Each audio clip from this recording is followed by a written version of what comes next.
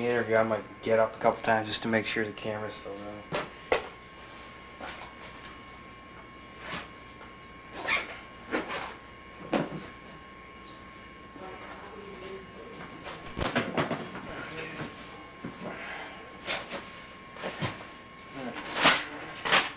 You have one. I sent papers in. Yep, I got them right here.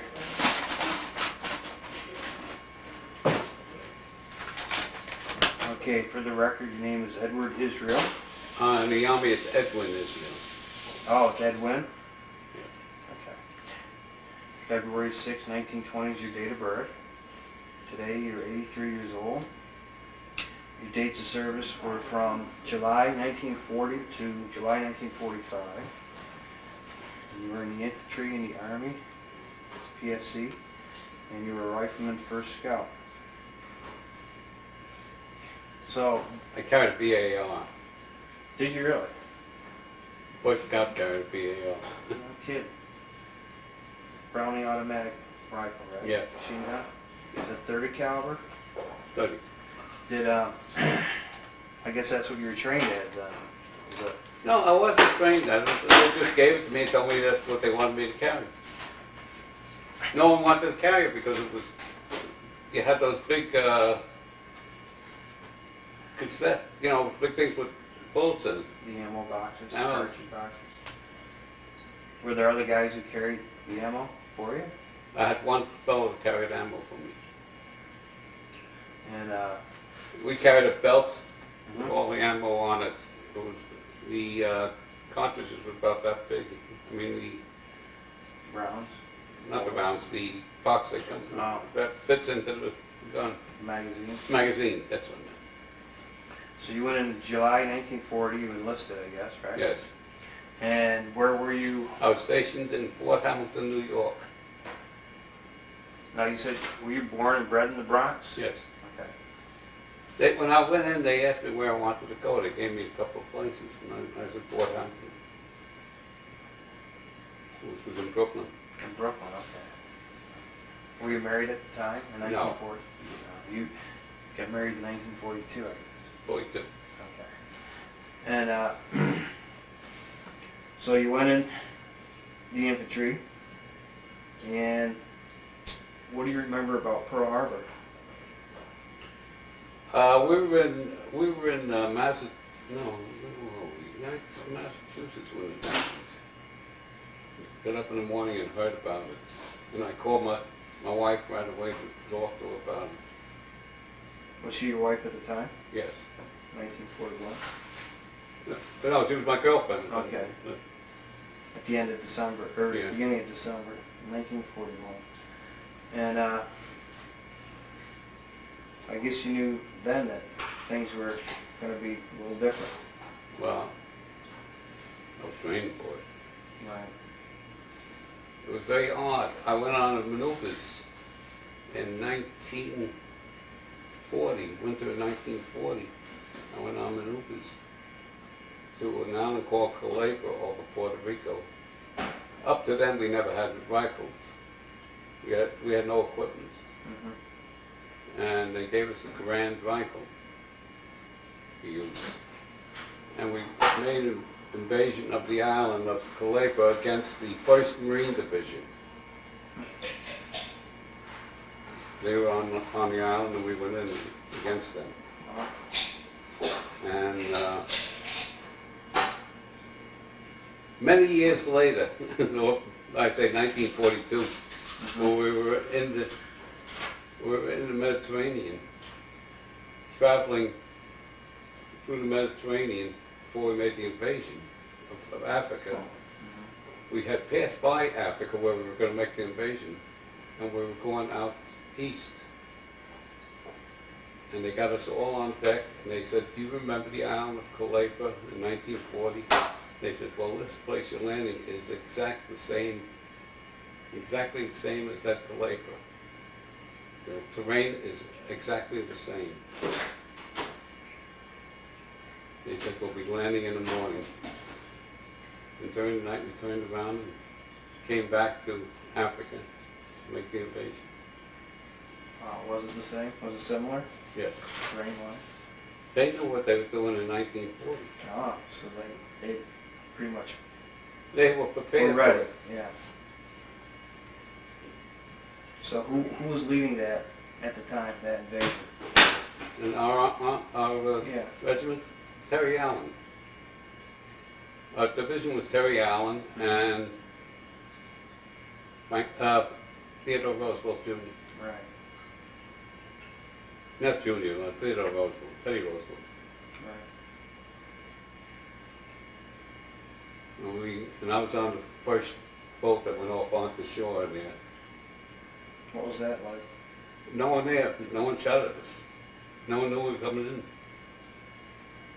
And the captain said to me, go over to a house over there and go make sure there's no soldiers in there. He said, take a bunch of fellows over there, you know. And I went over there and listened to the door. All I heard was ladies' voices. And I knocked on the door and they were calling the police that someone was outside bothering them. Really? That's all. And then nothing happened until the second wave came in. And someone leaned on their machine gun while going in and started shooting. And that woke them up. But over there we fought against the Italian and the French Foreign Legion. Right. The French Foreign Legion, who were loyal to the Vichy government, I suppose. Yeah. And we were fighting them house to house, room to room, over the roofs, chasing them. And then all of a sudden they saw the American flag on our jackets, on our shirts. And they said, oh, we're not fighting Americans.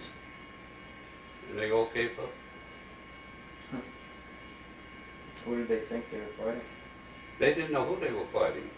Just No, they were invaders. invaders. And then we were told to take a hill. And they told us to spread out on the hill. We both spread out. And they told me to stay on the left side and keep an eye on the side of the hill, make sure no one comes up. And I was on the left side, and they kept standing on the left side going up. And before I knew it, the whole bunch of them had been going right, and I was going left, and someone was shooting at me with a machine gun. So I opened fire on them. And 3 people got up and walked toward me. One was shot in the shoulder. I must have shot him in the shoulder. The other one was shot on his ear. It was an officer and 2 men. And I got so mad, I got up there and I grabbed that big machine gun and I threw it over the side of the hill. And I said, come on. And I marched them back to the rear. My first sergeant says to me, gee, you ought to get the Congressional Medal of Honor for this. But I never got it. They gave it to someone else that day. Really? And they gave me a Bronze Star. Yeah. Who were the guys you captured? Italians or? French. And then we went forward after that. And we got bogged down and we were in foxholes. And they shelled us every night, and every night that they shelled us, we dug deeper. This is in North Africa. In North Africa.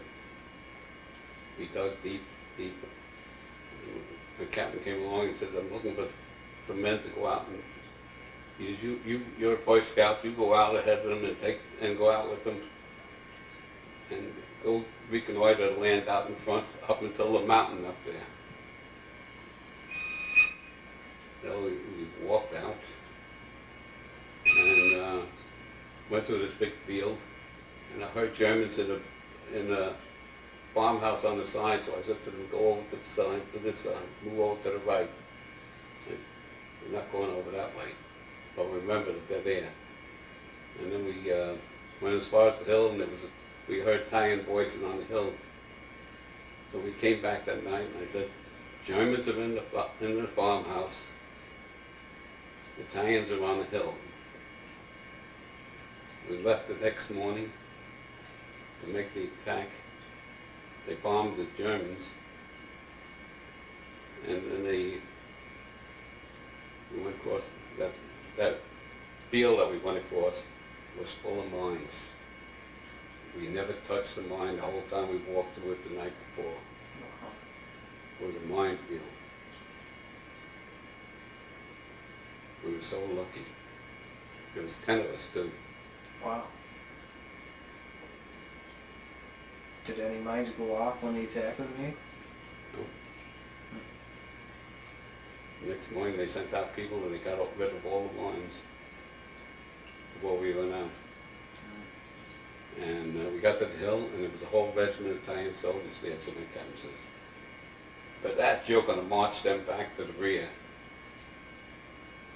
So I marched the whole regiment back, I walked in front of them, and all they kept saying was mancha, mancha, they wanted food. The Germans were treating them bad. Here? The Germans left them at a fort right off the Mediterranean there. And they took the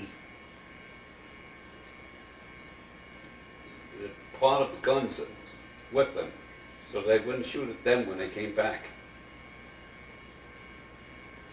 So when we came in, they couldn't shoot at us. Without anything, just rifles. And they didn't want to fight. Italians never wanted to fight. They will love us, not fight us. That's what I hear. So, We went forward and maybe a few days in, we were taking a hill and the captain said there's a machine gun up there. You're going to go up there again and go see if you can get the machine gun? No, they always picked on me. Before I volunteered, I guess I was. And I said, yeah. I took 2 fellows with me and we went up toward the hill. And they were on top of the hill and they were shooting down at us. So I said, we better get back. We can't take it. They better shell that hill. So I sent one fellow back and the captain says, you stay there. I said, no, we're not staying here, we're going back. And we ran across the field and they were shooting at our feet. We were doing broken field running across the field and shooting at our feet.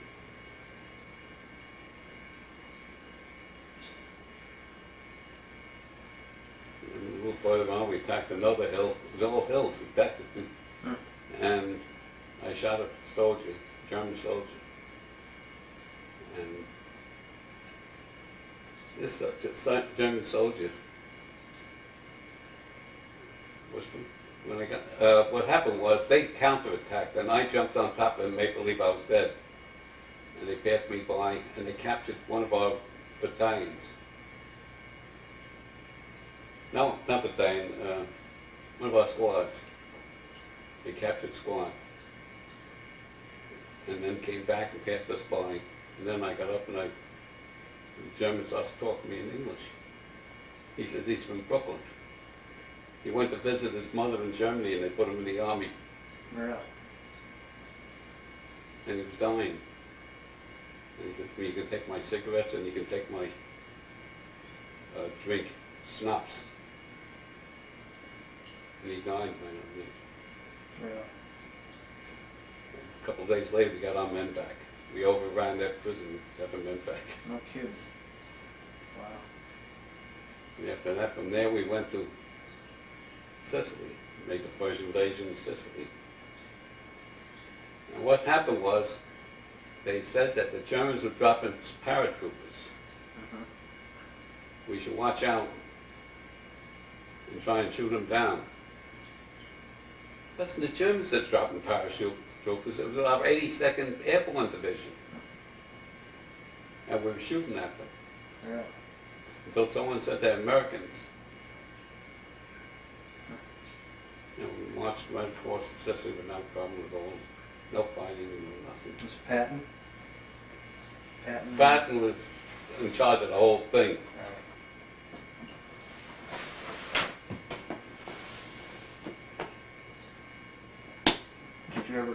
see him? Never met him.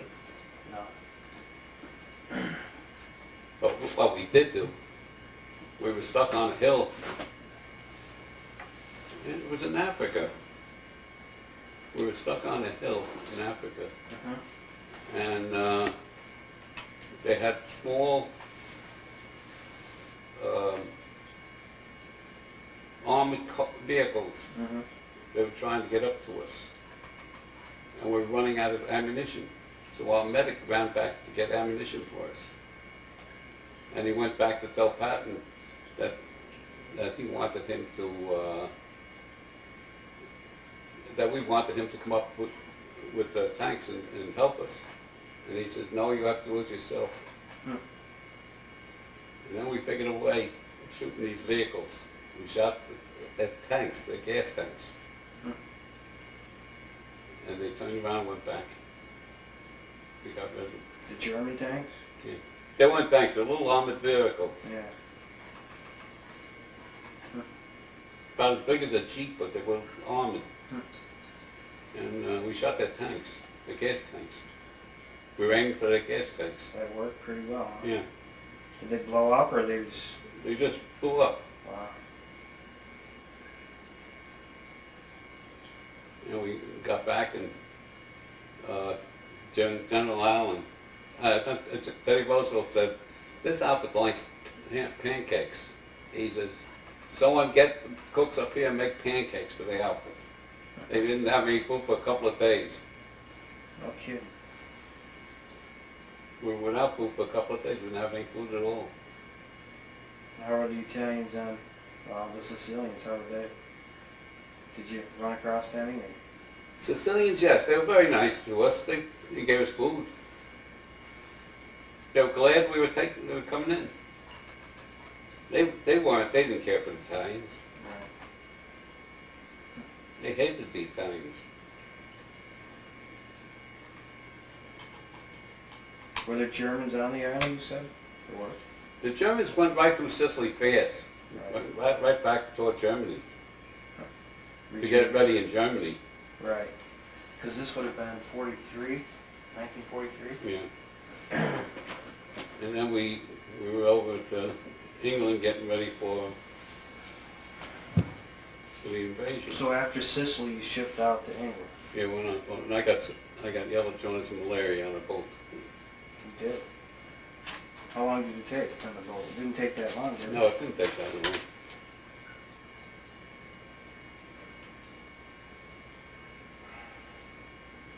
So you were in England in 1943 then, I guess, huh? Until we made the invasion. What month, do you remember? When you got to England?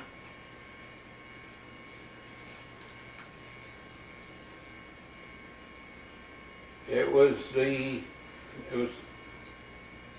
beginning of 44 when we got to England.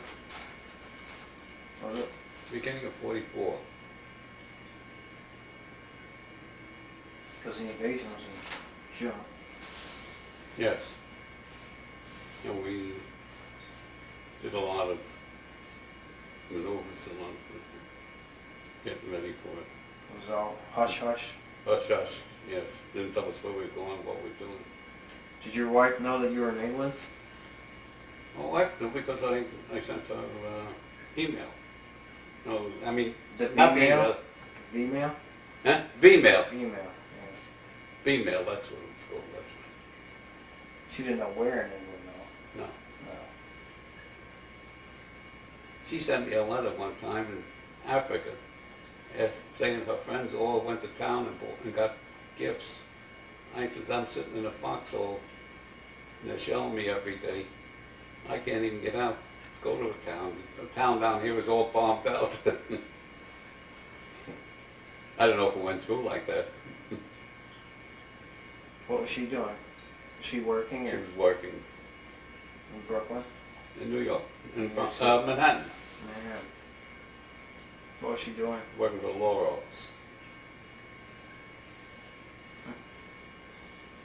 At that time, they used to make about $7,000 to $8,000. A week? Wow. That was a big pay. Was she the secretary or? Yeah. So, the invasion itself, when did you find out that Normandy was the destination? A couple of days before, they started giving us money, French money. But not French money, special money that can be used to buy things. The invasion currency? Invasion currency. And then they started telling us where we were going, and we weren't allowed out of camp or anything. We had to stay in camp. Were there any false starts? No, we didn't. Not to remember, no. So do you remember, well, the day of the invasion? We went down there that night and got on ships. I got on a, I forgot what it's called. They had bunks downstairs, and they had 2 runways that went out because we were the second group that went off. Our LSDs? 16 went, LSDs,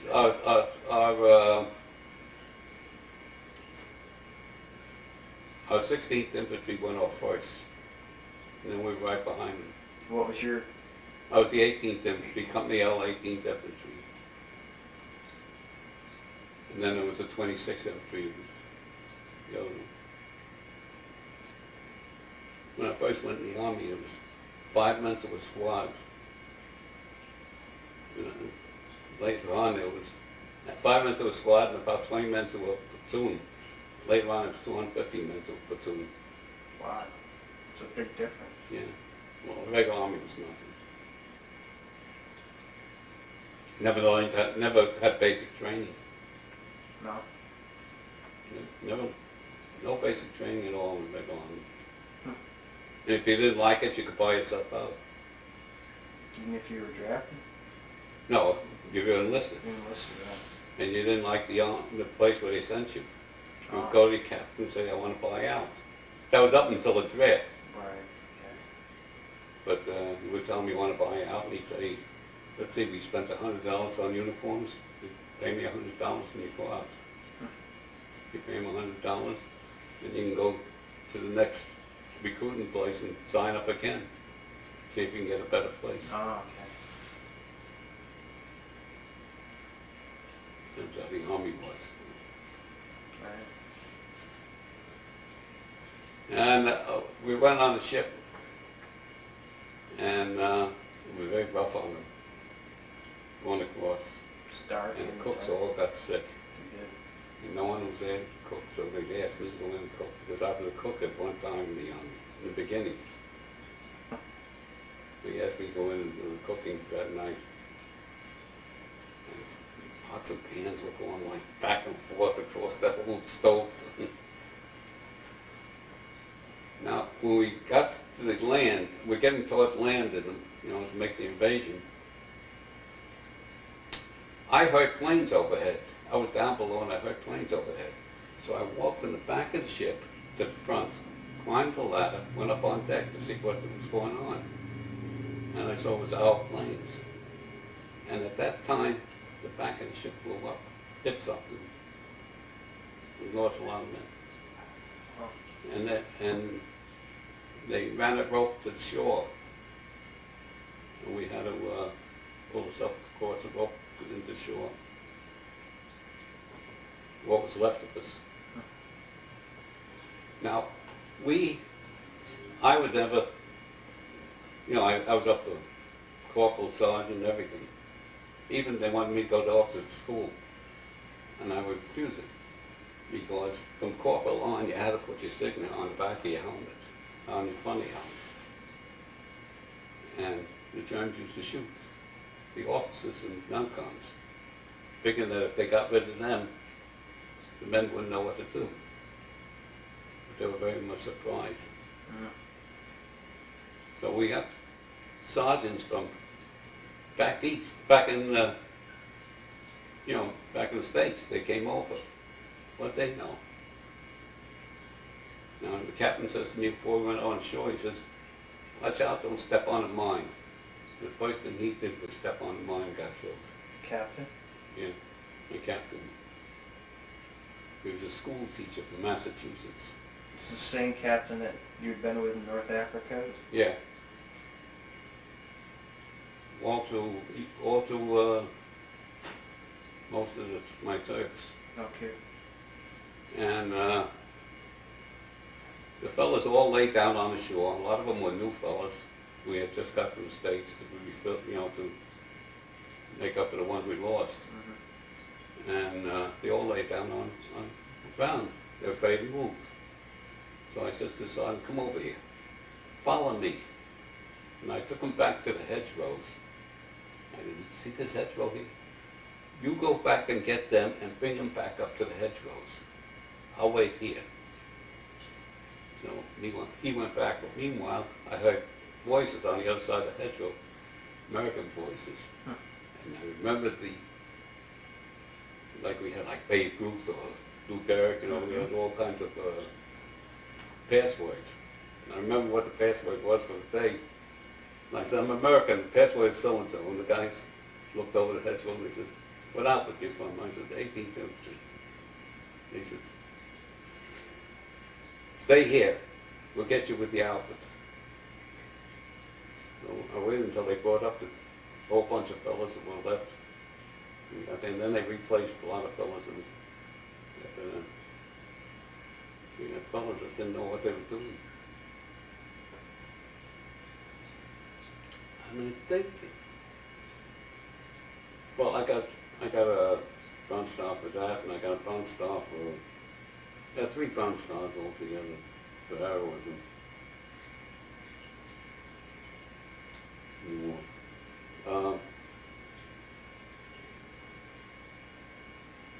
I think we got as far as the 6th line or something like that, and I got pneumonia. So they sent me back. They was going to send me back to the beach, the hospital on the beach. I said, no, you're not sending me back to the beach. I've had enough. 3 invasions is enough. Send me back to England. And that's what they did. They sent me back to England, put me in a hospital in England, a town called Cirencester. And the town called Cirencester, the nurses and doctors there said to me, you don't have to go back. We're going to keep you here. We're transferring you to the hospital. And that's what they did. They wouldn't send me back. They said the war's almost over, so what do you want to hang out here for? Over there. They made me a clerk typist. I didn't even know how to type. So, when was this? What month do you think? Do you remember? Well, it was just before the end of the war. When did the war end? In May 45. This was the winter of 44. Was it before the Battle of the Bulge? Before the Battle of the Bulge. That was it, the Battle of the Bulge. That's where I had, before that. Because that started on the 16th, I think, in 44, December 16th. Well, that's when I went back. Right before. Yeah. Because you probably would have been in the thick of that, too. I would have been. Because I remember they were all coming over with frozen feet. Oh, okay, when you were in the hospital. Yeah. The wounded could come back. I didn't do anything in the hospital. They just left me. Then they asked me to do a little guard duty with German prisoners.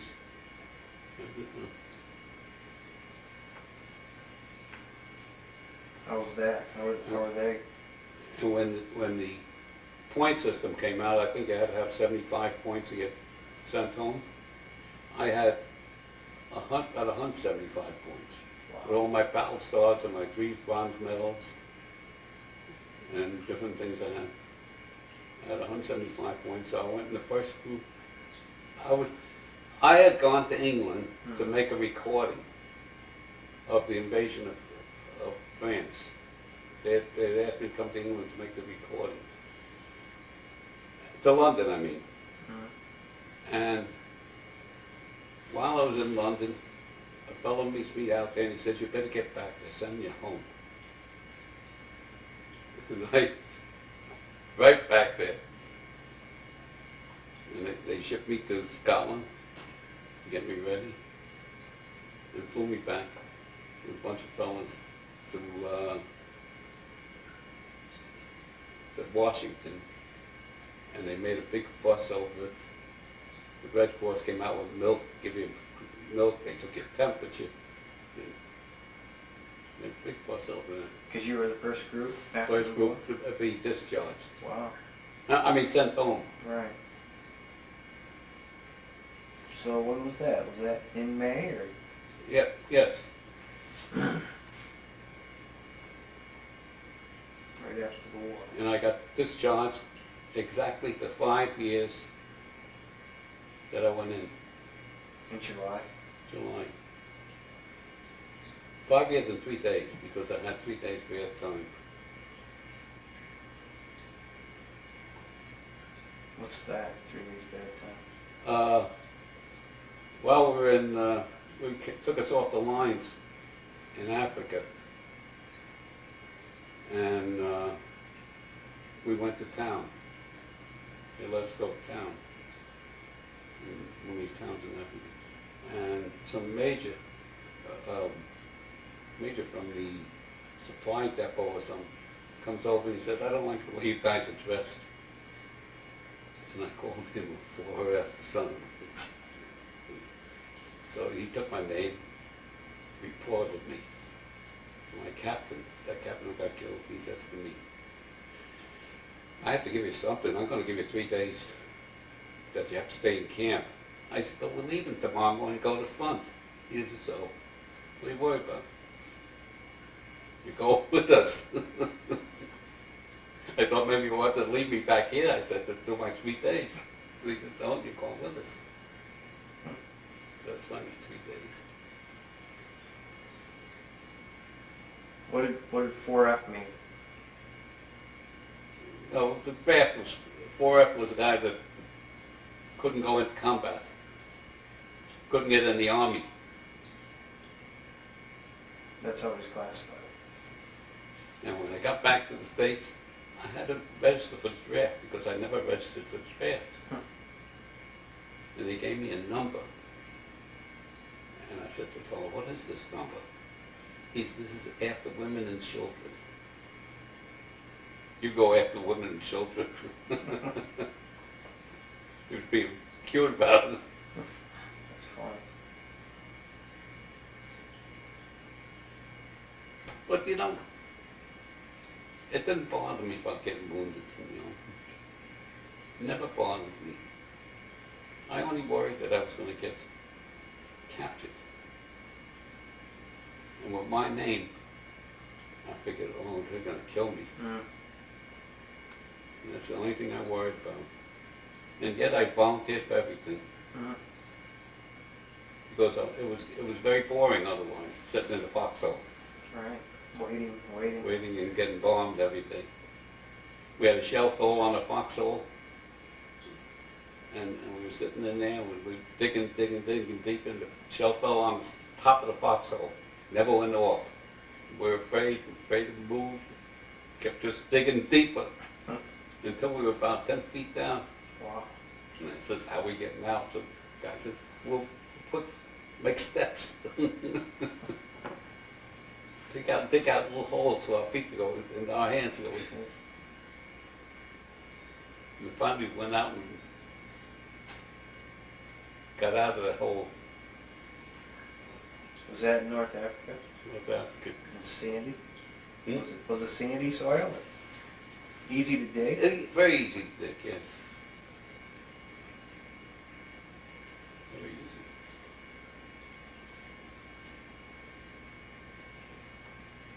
So read about some of those poor guys during the Battle of the Bulge, trying to chop through the frozen Yes. soil.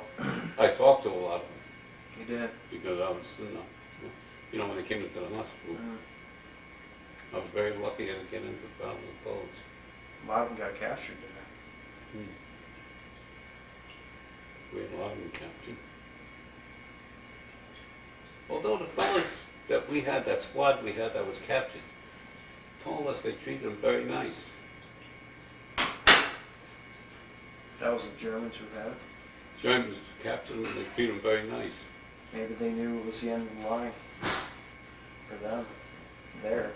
But then a couple of days later, we got it back. I was lucky for them. We pushed forward and got them back. We found them in a room. Did you, there was a special on PBS at the end of May. It was called Berga, Soldiers of Another War. It was about Jewish Americans in the infantry who were captured during the Battle of the Bulge, how they were separated, and everything that you said that you feared they went to. Some of them were sent to a slave labor camp. A lot of them passed away. Did you see that special? No, I didn't see that, no. I'm reading a good book right now. I'm just going to start it. What's By that? Stephen Ambrose. Oh, which one? Citizen Soldier. Citizen Soldiers, yeah. I had that. My doctor at the VA had recommended it. Should be interesting. You probably recognize a lot. I have never read any books about the war. No? No, because that wasn't interesting. It was over. It was gone. Just get on with your life. Right. I was glad to get home. I got home, I called my wife, said I'm coming home. When I was in Jersey. Was she surprised? Very. I called her at work. Must have been excited. So what did you do when you got out? Did you go to school? I went for a while to radio school, but no, I didn't follow through with it. I was a salesman. Yeah. I became a salesman. Yeah, what? A salesman. Oh. I became a food salesman. Oh. For food brokers. So the GI Bill you didn't do? No, I didn't use any of it. I should have. So did you have a place in the Bronx that you settled down? I was living with my in-laws, and then we finally got ourselves an apartment. In the Bronx? And kept it until we moved to Florida. When did you move to Florida? When I retired, I think that was the best place to go. Always wanted to go. As a matter of fact, we had gone there earlier. Right after the war, we went to Florida. I lived in Daytona Beach at that time. But then my wife was pregnant, she wanted to go home. No, we gave up our business and went home. Wow. How many children did you have? I have 2 daughters and 3 granddaughters. All girls.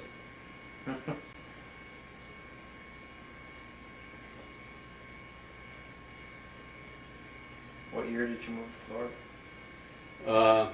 85. As soon as I was 65 years old, I moved. As soon as I retired. And you said that when you were, they wanted you to make a recording of the invasion of France? Yes, in London I did. I made the recording, never heard anything else. What was it though? I don't understand. Recording of just a narrative of what happened? Narrative of what happened. And this is after the invasion. Right. You know, and just lately we got medals from, French government? well, got a paper from them saying, but we got medals from Congressman Wexler of Florida for the invasion of France.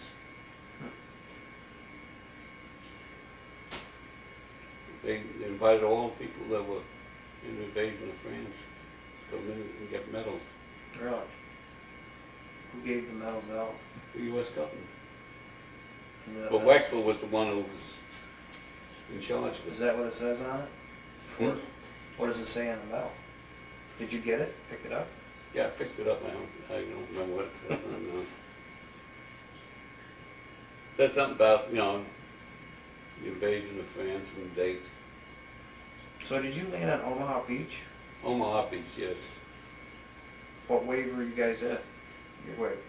We were like right back of the our 16th Infantry was the first wave, and we were right behind them. So you were second wave, you think? Yeah. Do you remember what time in the morning it was? There's a guy right down the street who was in the first wave. Oh yeah. Yeah, right on the street. What outfit was he with? 29th? Yeah, I think maybe. 29th were alongside us. Yeah, I think it was a 20. On Omaha Beach, it was the 29th and the first division, first infantry. I was first infantry division. And on the other beach was English, I think. English were on the other beach. She had Omaha, Utah, those are American. Utah was English, wasn't it? I think it was American. So Americans there? But they didn't, yeah. And then you had Juneau and Sword. One of them was Canadian. There was one other. Yeah.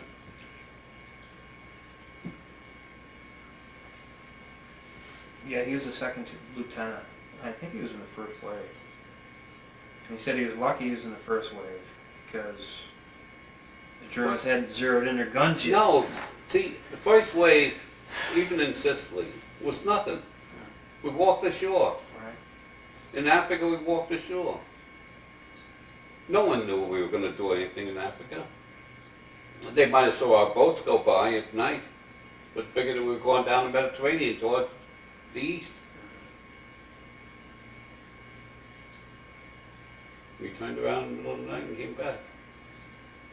And I sat on the edge, the back of the boat on the edge. I sat on the back and watched the wake all through the night. Everyone slept that night. Not bad.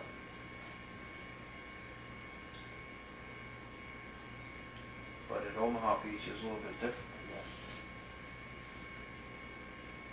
For you, anyway.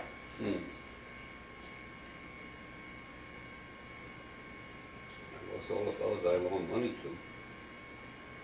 All the men that you loaned money to. We were shooting crack before the thing, Oh, and I was running the crap game. And I had all the money at the end, and they said, how about loan this money? So I said, I'll get out of this game, I'll loan you money and get out. Not one of them survived.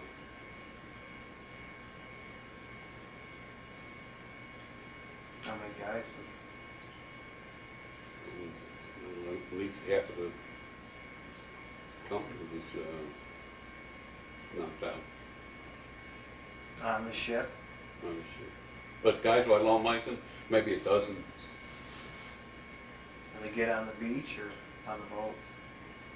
On the ship. Or killed On on the boat. ship? They were in the back on the bottom. And you just happen to move up? Everything was very lucky for me.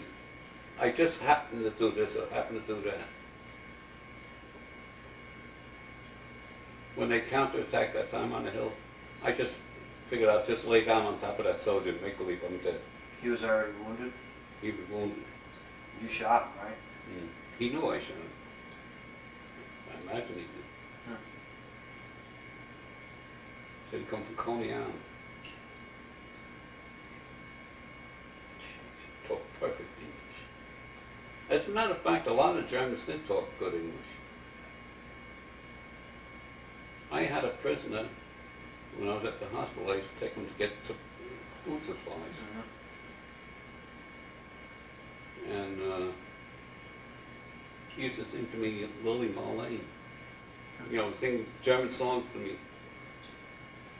But he talked perfect English. He just learned it in school? I guess they learned it over there in school.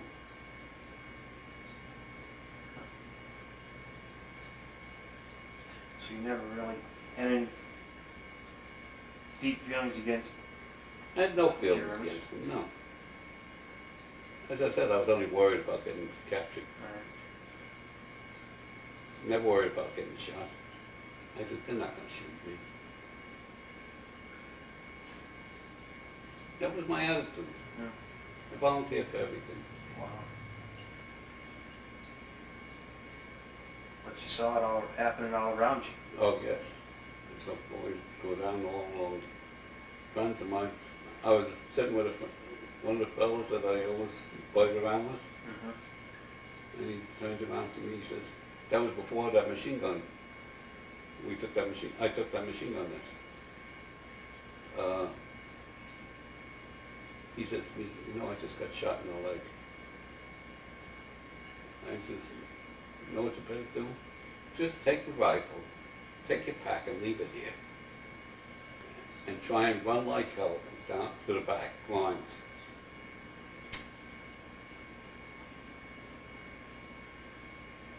My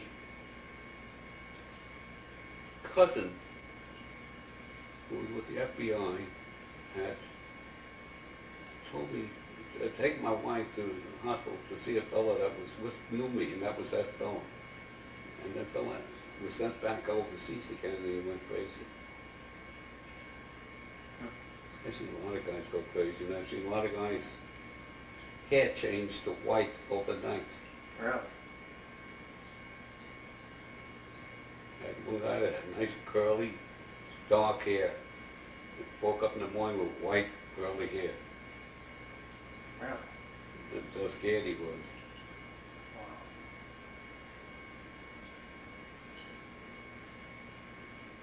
You must have felt scared too. I don't know. You remember it? I don't remember being scared and afraid. The only time I was afraid was when they were firing that machine gun at me, and I was crying. I yelled, hey fellas, and it was no one there. They all went the other way. I said, they're shooting at me. So I got mad, and I picked up my rifle and I started shooting at them. And then there was three of them come walking down with their hands up. Were they Germans or Italians? They were French. Oh, the French, that's right. Yeah. That's right. You were mad. A lieutenant and two men. And two of them were wounded. One got wounded right in here, I think, and the other one was the ear. Oh, it was his shoulder, on his shoulder.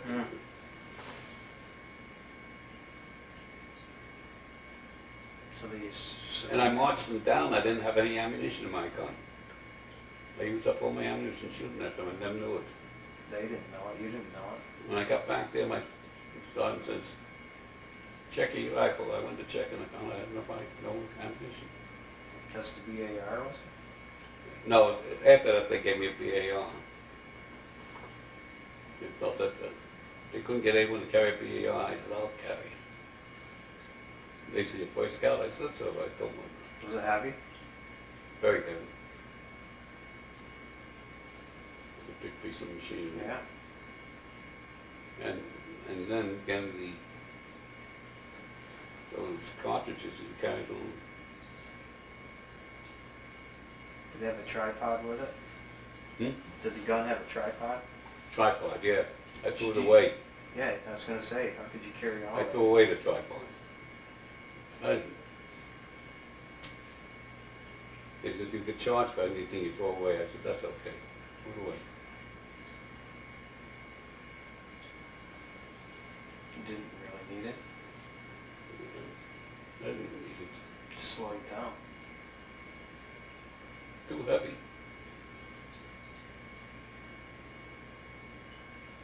And I never saw my fellow carry my ammunition because I was out front.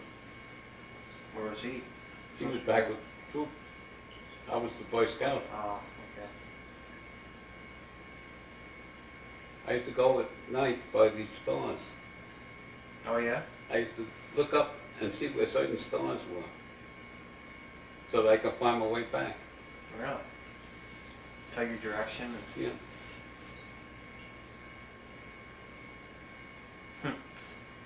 That's how I found my way back with the fellows that we went to the mountain and back. Through the minefield? Wow. Never knew it was a minefield. We were so lucky. Yeah. You were blessed by those stars. Almost.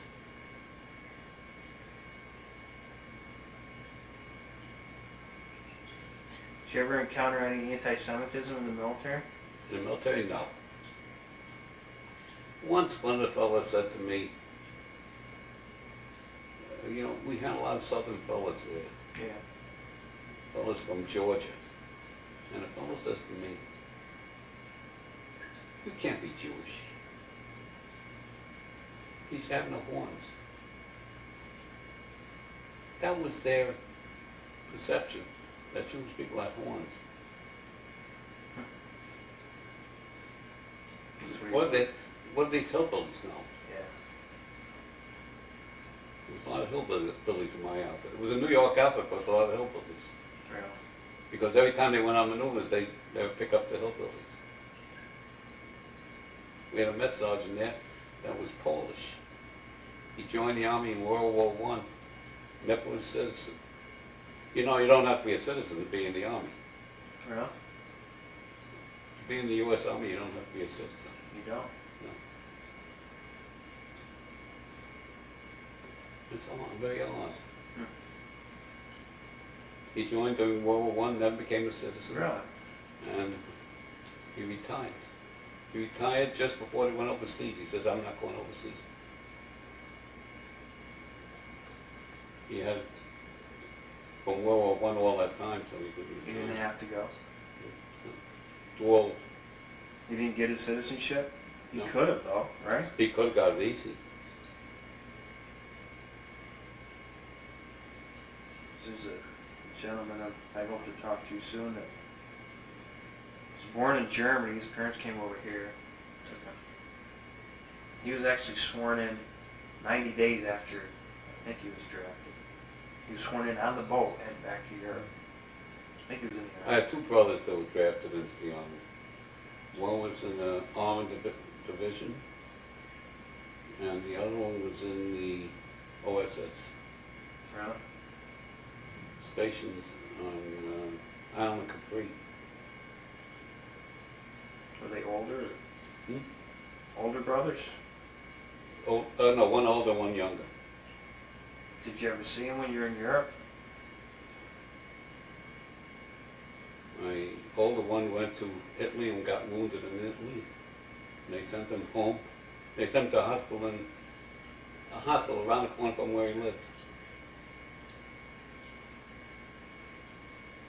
In the Bronx. Mm-hmm.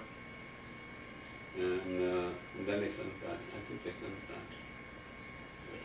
Okay. Back to Europe? They did that. If you were okay, they sent you back. Mm.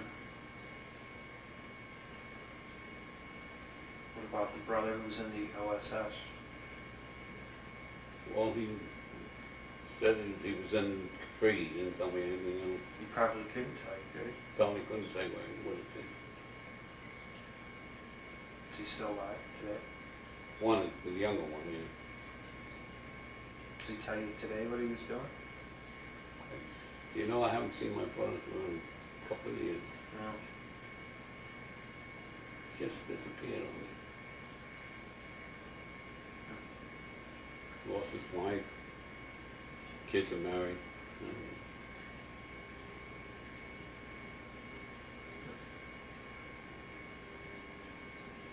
So did three of you get out about the same time? Get out of service? No, they got out later than Because you probably went in. I went in. first. I got out because of the points. Right. As a matter of fact, when I was in Fort Dix, New Jersey. Jersey, and they said to me, "We're sorry, we can't let you out." I said, "Why?" They said, "Because you know how to type." They said, "I don't know how to type." They said, "That's what it says on paper, that you were type quick typist." They said, "We need them." I said, "But I don't know how to type." They said, "You can't get out." You know, about a week or two later, what they call that general. He was a general, I don't know what he called him. He came around and he said, "How are you doing, soldier?" And I said, "I told him what happened." He said, "What?" He said, "Wait a minute." He goes into the office and he says, "I want that man to be let go." He says, "You got all the women here that can do that work. You don't need men." let me go write that thing. Okay. So they knew you had all the points, but then they told you you had to stay. Yeah. But they weren't short of that kind of skill. They had the women to do it here in the States. They had a lot of women. They had, Secretaries. what do they call them? I forgot what they call the women there. Wax? Oh, yeah. Yeah. That's that. Why couldn't they use that? Right. That's what they wound up doing, I think.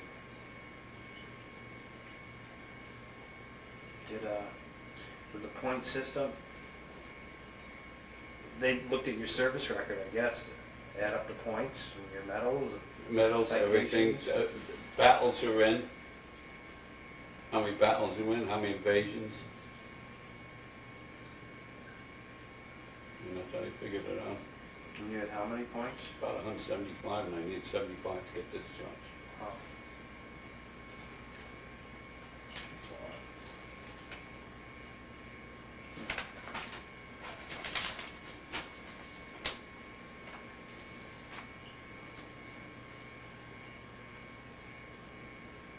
You saw Bob Hope?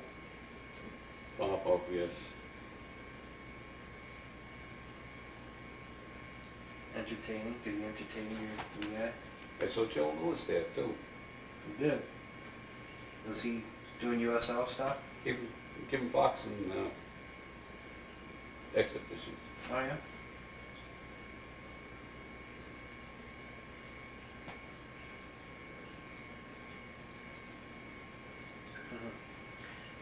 He was in camp just before we went to make the invasion. Oh, he was? In To England? keep us busy. Yeah. Because you couldn't go anywhere. No, couldn't go anywhere.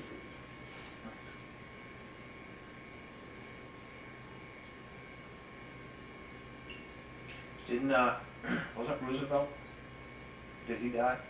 He died when I was in England, when I was in Europe, and people all there cried. Franklin. President. The English people were crying because he died. How did you feel? Remember? It's kind of a shock. It was a shock, yeah, but he was a sick man anyhow. Right. But he was the one who was there for the last, well, 4 terms or so. I don't know. 3. That's when they decided to make it 3 terms. Right, yeah, he got elected. 2 times after that, yeah. Yep. He was starting his 4th term. Right,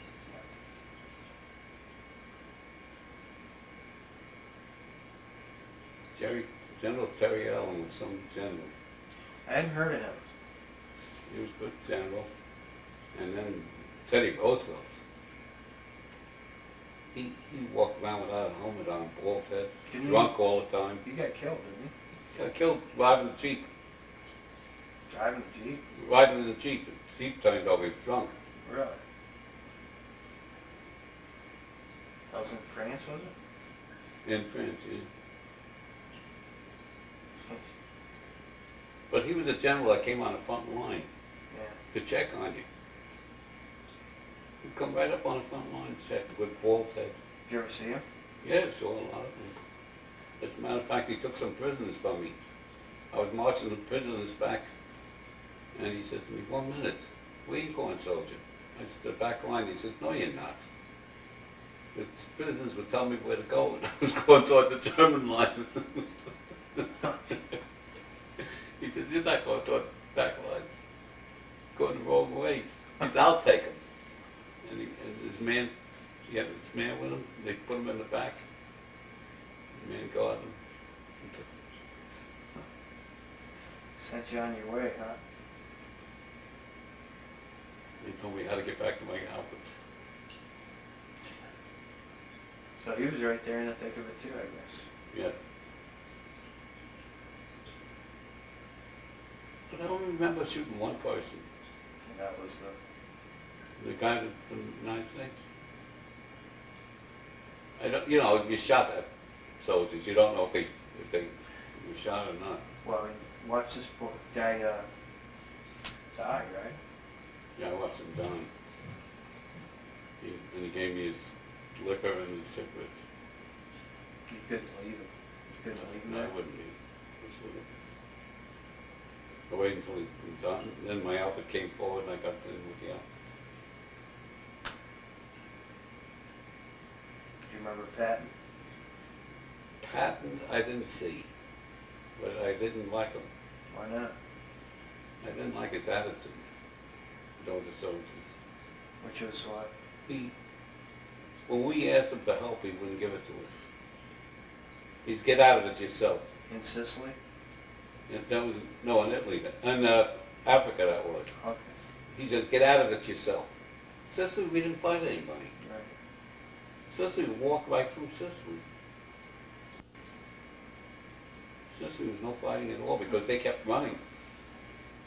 They wanted to get back to Germany. Right. We walked from one end of Sicily to the other.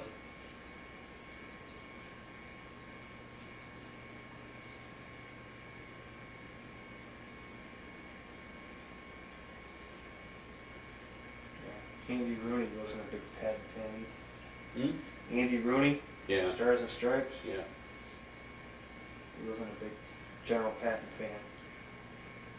He's a Patton fan? No. Oh. I don't think there was anyone a Patton No. fan.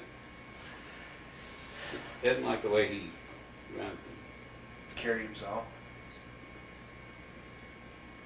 Yeah, he came to an ironic end too. With his 2 6 guns. Yep. No flamboyant.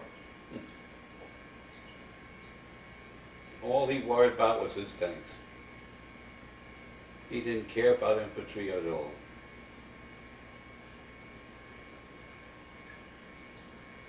He wasn't going to put his tanks in harm's way. Mm.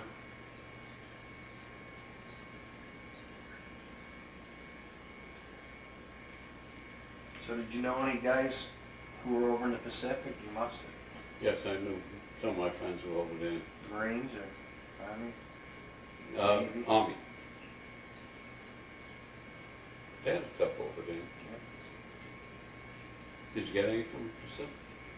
Oh yeah, I've spoken to quite a few. Mainly Marines or Navy. Mm.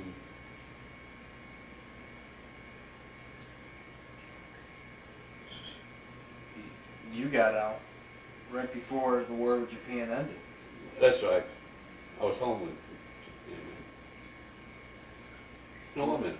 Was I home? Yeah, Yeah. because that was August. You were home in That's July. right. I got home in July and that was August, yes.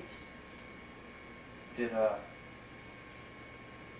do you remember, well, the atomic bomb, and Yes, I remember. what do you think? What did you think about that? At the time, you must have been glad just to get the war over To with. get the war over with, yes. But that was a rough thing to put on people. It was very bad. I mean, as bad as they were, the people themselves weren't to blame. It was their government.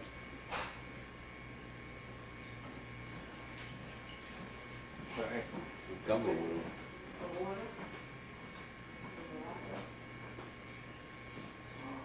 As you find out with the Germans too, it was, most of them weren't to blame. No. They didn't want a war. I talked to so many German prisoners, they didn't.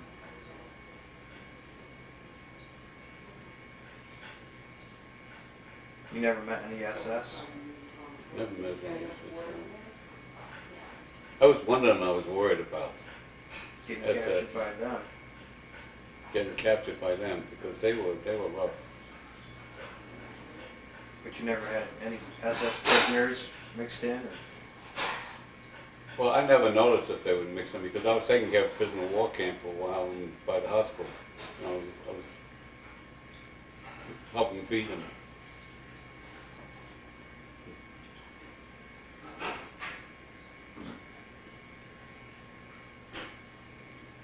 So have you ever been back over No. here?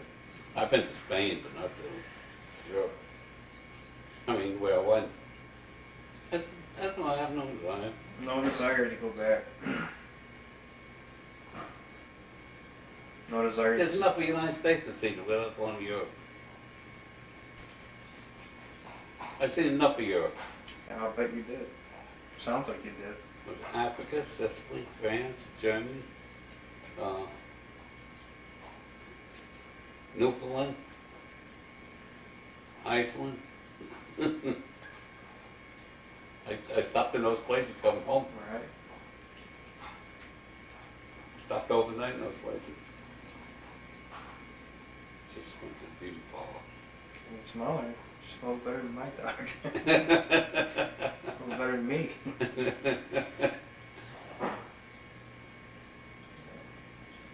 What, you writing a book on it? Or? No. Well, maybe someday I will. You know, I wrote an article one time, I think it was about 5 pages, all about my war experience for my daughter's school. Oh, you did? Quite a long time ago. The kids had asked, but they want some information. And I had given them 5 pages worth of information, what I, from the time I went in the Army and all I went through and all that. Oh, yeah? And they were very impressed with it.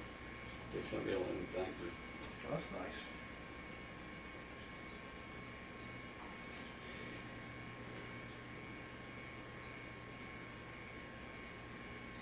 So this was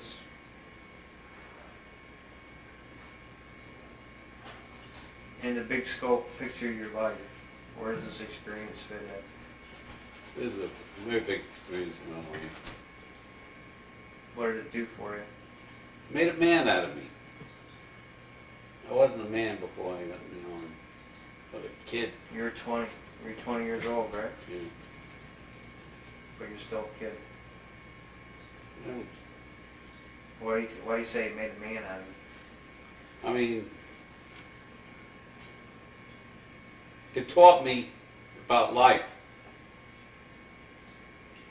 Responsibility. responsibility and everything. As much as I didn't want to take responsibility, I took it over a lot of times. Yeah. Volunteering for Yeah. this, that, and the other thing. As a matter of fact, when I was getting discharged, they wanted me to go to officer training school, send me to Japan. And I said, are you crazy? I says, I'm going home. You're not sending me to Japan. I don't want to be an officer. Why not? I never wanted to be an officer. Well, I told you, had more. in the Army you had to put your signet on your hat and they shot you. Well, was there any other reason though? You wouldn't want to be an officer? I didn't want to be responsible for anybody. I said, I want to be responsible for myself, take care of myself. And my buddy who's next to me. Right. Where my buddy is next to me.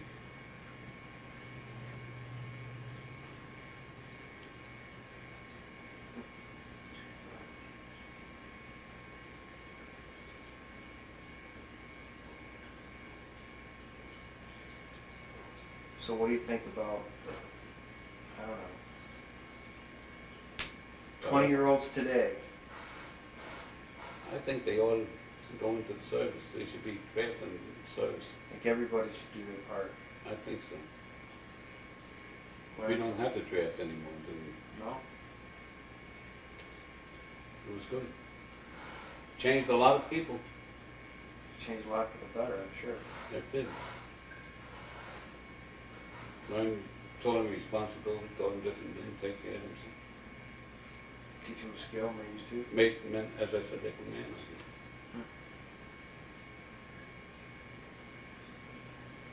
When I went in, I was getting $21 a month. And I had money left over at the end of the month. Wow. So it was a job too. Yeah, we used to get off on Wednesday afternoon, and you were off on Saturday and Sunday. It was like a job. Not when you were in combat, though. Hmm? Not when you were in combat. No. As a matter of fact, I was up on top of a hill when my 3 years were up. And I said to the captain, my 3 years are up. I think I can go home now. He says, yeah, you go home.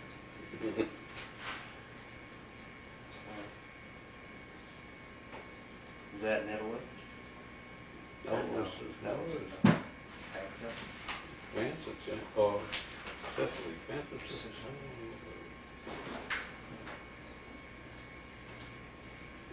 was some captain, he was good. Did you ever School teacher. keep in touch with any guys who made it? No, I haven't. No reunions or? No. They had, I belonged, for a long time, I belonged to the Vice Infantry Division Association, they're, and as a matter of fact, I wear a hat cap. Says on a big red one, Vice Infantry Division. I take alpha. Oh yeah? And I used to get forward letters and see people who passed away and people who, I don't think there's too many people left over. I'm just lucky I'm 83. Yeah.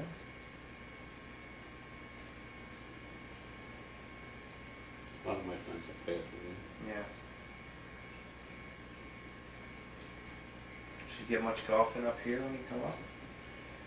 Usually we do. My son-in-law's hurt his back, so we didn't go out playing. Did you drive up? Or? No, I fly.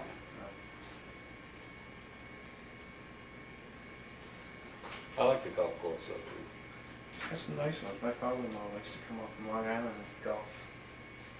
Does a lot of golfing. When we go to, right down the road.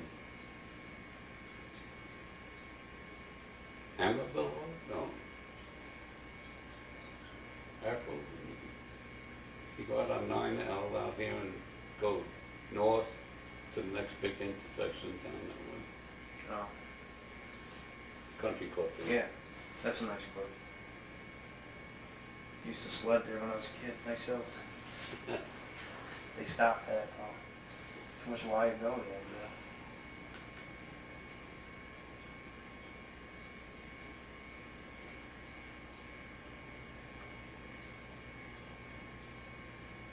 I think we got some good information today. Well, glad to be about. Check this camera. You still going? Yep.